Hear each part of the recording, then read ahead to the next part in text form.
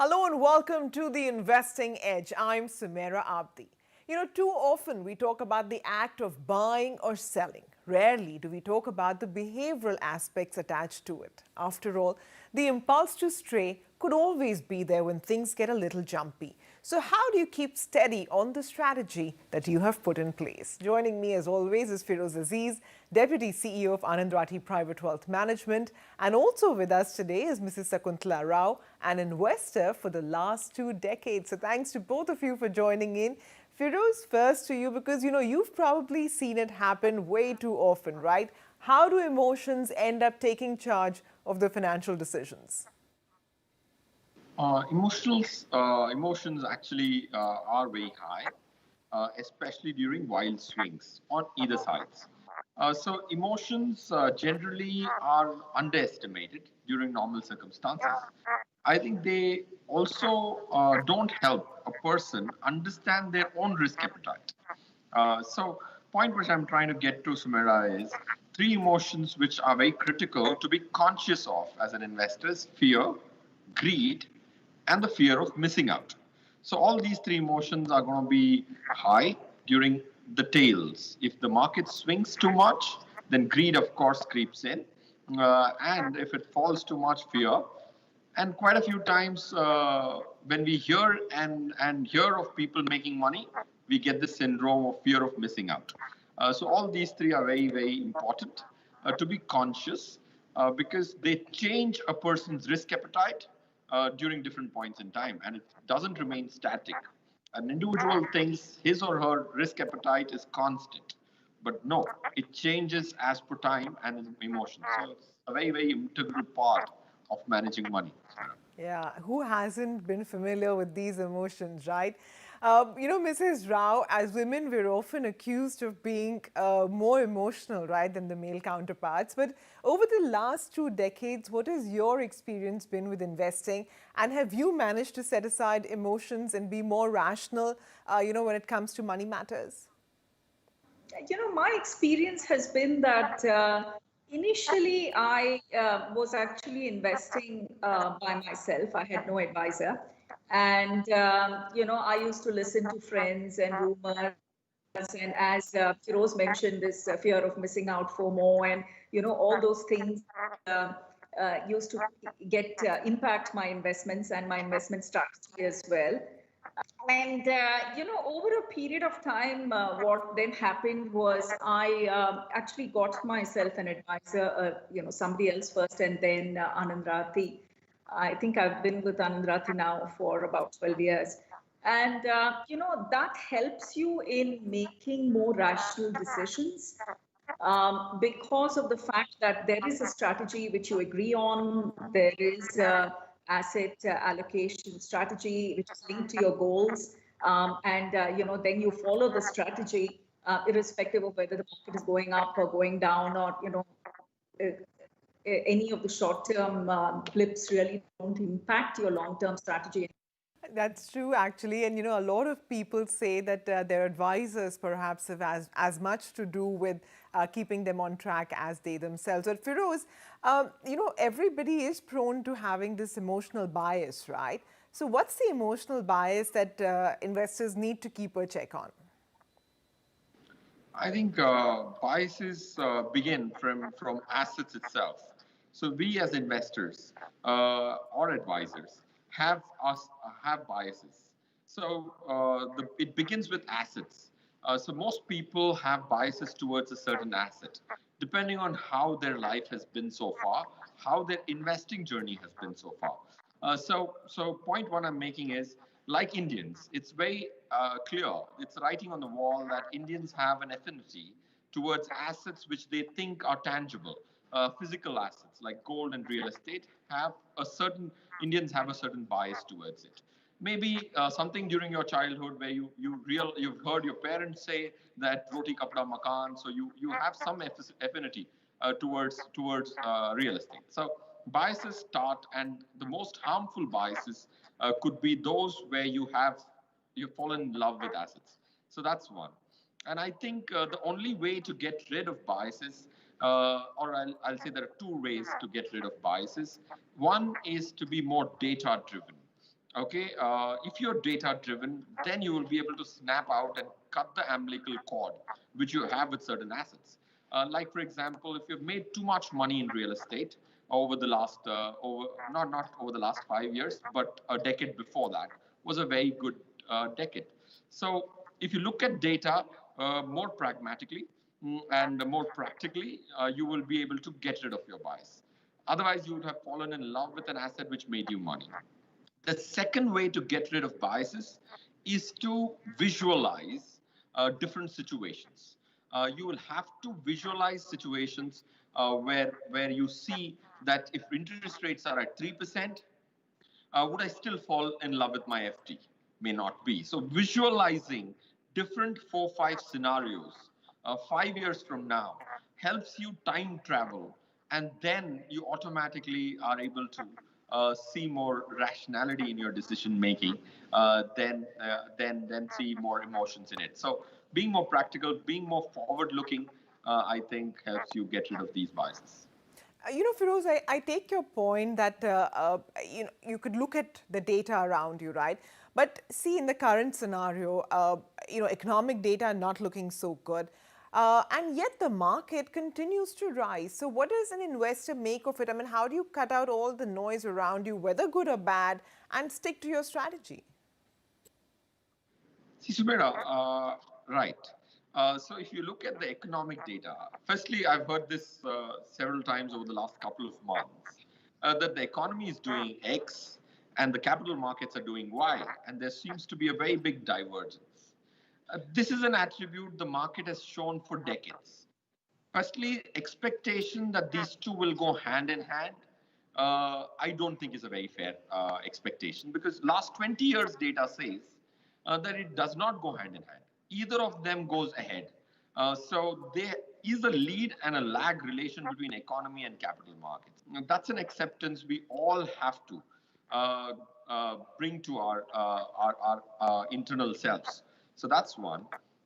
Data, by which I mean, uh, for example, if the markets fell in the month of March, okay, and then in April as well, we at Anand Rathi concluded that this is not the end of the world.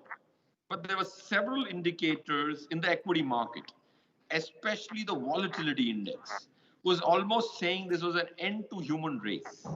Okay, but if you look at the data of 20 falls in India over the last 30 years, all those falls recovered the losses in 3 years' time and made stupendous return.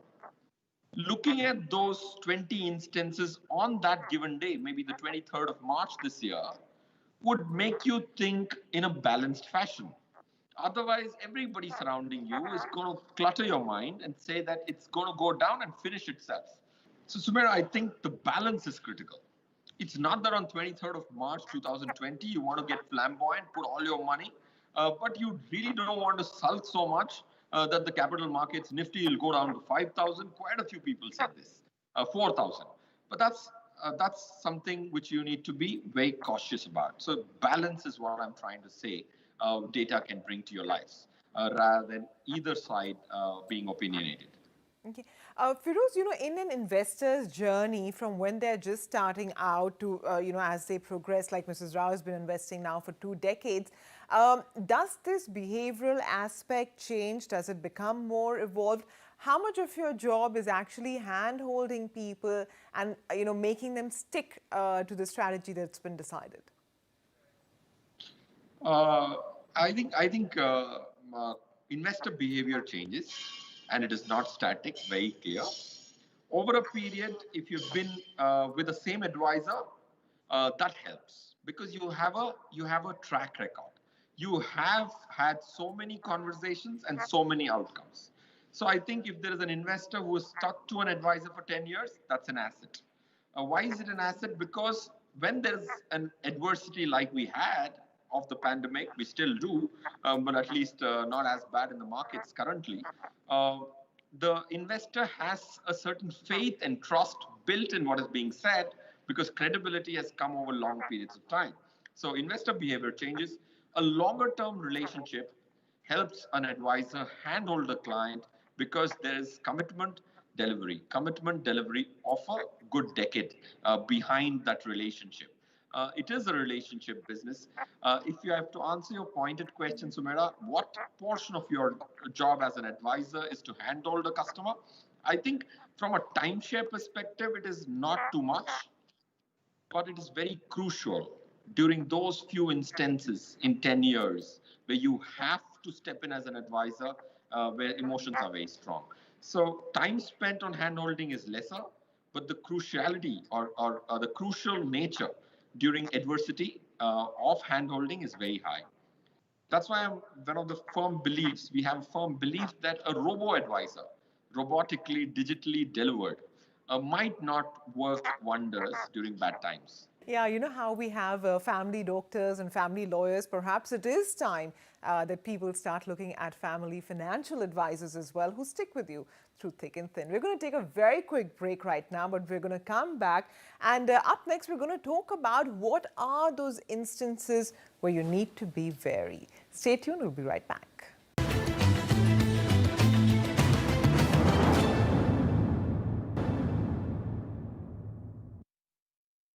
Welcome back to the Investing Edge. With me are Feroze Azeez, Deputy CEO of Anand Rathi Private Wealth Management, and Mrs. Sakuntala Rao, an investor who's been investing in the market for the last 20 years now. So, Feroze, before the break, we were talking about how emotional biases investors should be careful of and so on. But any particular instances that you have noted over the last many years where investors generally tend to stray? I mean, what are those, peaks or troughs that people should be wary of? Yes, I think peaks and troughs. Like, for example, 2008, the global financial crisis. I think at that point in time, hand-holding was very critical. Then you had some degree of adversity in 2013, where Nifties fell 15-20%. And then from there on, it built itself.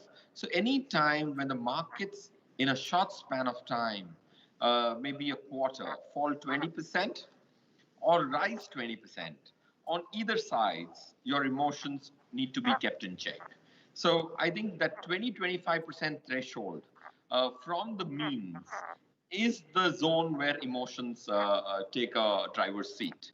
And those are the periods where I think an advisor needs to be cautious and trying to bring as much rationality and mathematics in the money management.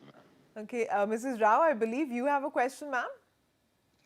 Yeah, so I wanted to check, given the recent turbulence and the pandemic and things like that, what advice would you give to people like me who are retired and, would their asset allocation need to change? Would their investment strategy need to change? I think, Shakuntala madam, if a person is retired, he or she needs to be conscious that post-retirement, with the kind of life expectancies being larger than what they were a few decades ago, you have a long period to live on the money accumulated.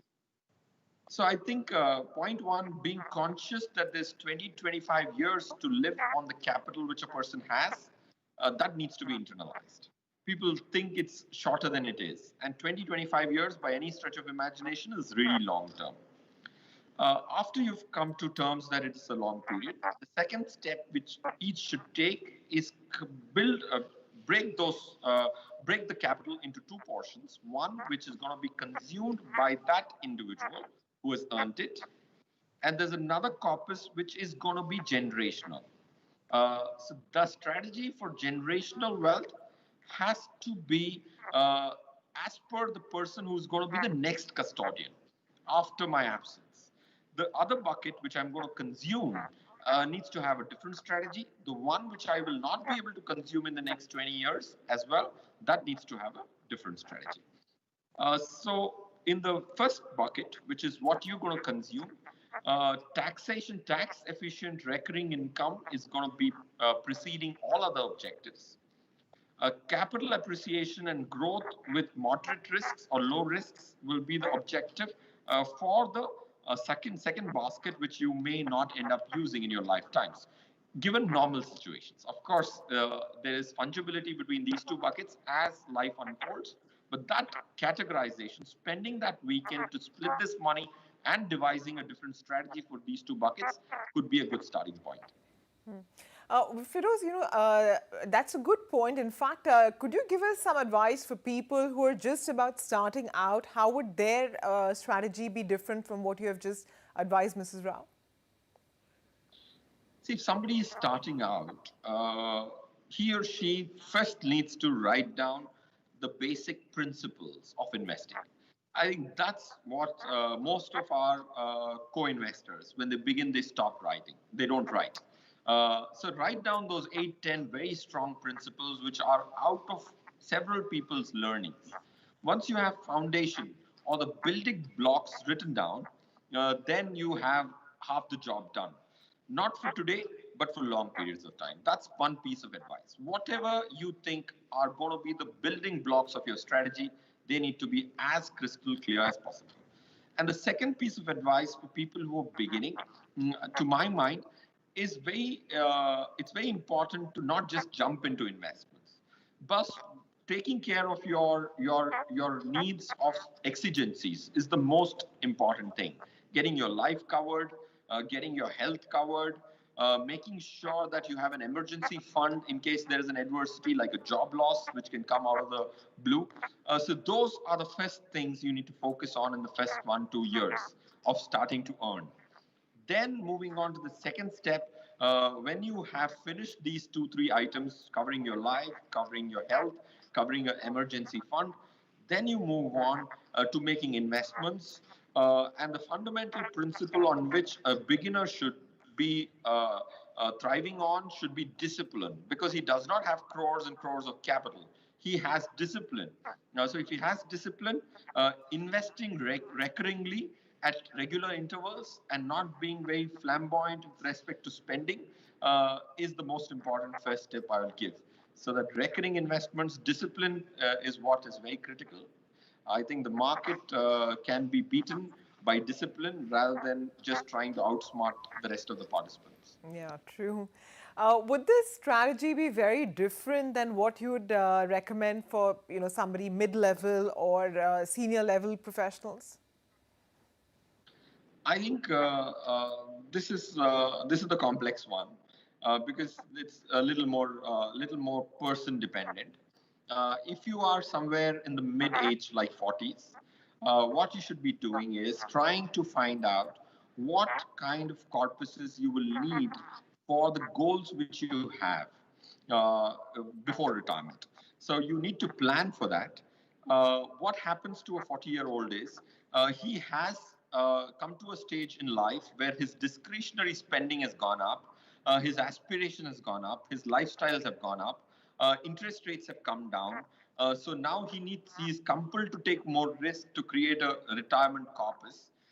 So point I'm trying to make is being more precise with respect to goal setting and apportioning the monies for each of these goals in different baskets is an important attribute of a good financial plan for a mid-level employee or a business owner. Okay, and Mrs. Rao, over the 20 years that you've been investing, you've probably seen all of this, right, that Feroze has spoken about. What has worked out best for you, ma'am? Again, going back to my earlier point, I think it's extremely important to have a very good financial advisor who then brings in all the elements that Feroze was talking about. Discipline is one, making sure you have goals and, attach your and make sure that you save towards those goals. And your investment strategy evolves, as he rightly pointed out, from when you start investing to when you're a professional in your mid 40s to when you retire, like we do. And so I think all those have really, really helped. And as another example is, if one of the really good things I found, Feroze, with what you guys did for us as well, is helped us figure out not only our investment strategy, but also look at our insurance needs, look at estate planning, and help us in actually drafting a will and registering it and things like that. So all those, it was like one holistic planning that was done for us in order to then put things in order. Obviously, we've made a little mistakes as we've gone down this path, both by myself and otherwise. Some products have not worked out at all. Fortunately, we got out of them fairly quickly, and some have given us really good returns. So I think it's also a learning as we learn about new products and what's happening in the markets as to what you want to invest in and what you want to avoid. And at this stage in my life, obviously, I'm much more uh, risk averse than I was when I started investing 20 odd years ago, because I'm very conscious of the state of my life at the moment. So all those you really take into account. So there are a lot of learnings there, I think, at each stage of investing. All right, Feroze, Mrs. Rao, thanks very much for joining in, and I'm sure our viewers have benefited from all your years of experience. With that, we're going to wind down on the investing edge for this week, but as we do that, we leave you with some very interesting mutual fund analysis from Poonam Raghuvanshi, Director at Anand Rathi Private Wealth Management. Thanks very much for watching. So thank you, Sumaira. So we're going to be talking about HDFC Equity Fund, which is an open-ended equity scheme and completely diversified, launched by HDFC Mutual Fund way back in January of 1995. According to SEBI categorization of funds, this fund falls within the multi-cap fund, which basically means the minimum of 65% is invested into equity and equity-related instruments across large cap, mid cap, and multi-cap funds. So the total asset under management of this HDFC equity fund, as on 30th of June 2020, was 18,500 crores. And it is being managed by none other than Mr. Prashant Jain, an industry veteran with more than 27 years of experience. So his style of investing is what we call value strategy, which means he picks up large cap, undervalued stocks, which has the potential to perform and deliver its true returns over a period of time. Now, coming back to the composition of the fund, it is pretty well diversified with 41 stocks across 10 to 11 sectors, and again, fully diversified with about 99.6%, if my data is correct. And again, it's a large cap bias stocks, which means fund, which basically means that 88% of the monies are deployed in large cap stocks, leaving only 12% in mid cap and small cap. Now, we at Anand Rathi have a way of evaluating each of these funds. And according to our ranking methodology that we use, basis historical and futuristic parameters such as returns consistency, risk, valuation, fund manager's capability of picking the right stock, and of course, the potential returns, and so on and so forth. So again, looking at all these, we have observed that basis the parameter of performance and risk that the fund has taken, it has really not done or delivered below average returns compared to its peer categories.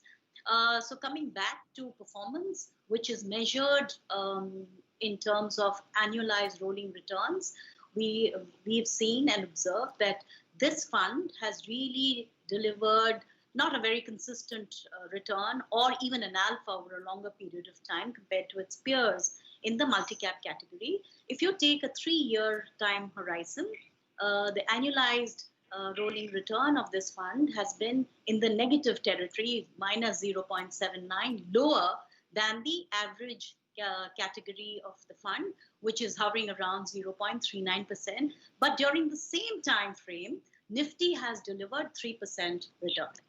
Now, coming back to risk, again, which is measured in terms of standard deviation, this fund has been a more riskier fund compared to its peers, the standard deviation being as high as 23% compared to its peer of 21%, and Nifty around the same time has taken a standard deviation of 21.08. However, on the valuation front, this fund looks cheaper basis the PE and the PEG ratio, again, because of the investing style, picking up the undervalued. So in a nutshell, what I would like to say, so supposing 3 years ago you had invested 1 lakh of rupees in HDFC equity fund, your return or current market value today would be 93,000 with a CAGR of minus 2.4%, whereas Nifty at the same time has generated a CAGR of 3.6, and your current value would be about 1,11,000. So that's the take on HDFC equity fund.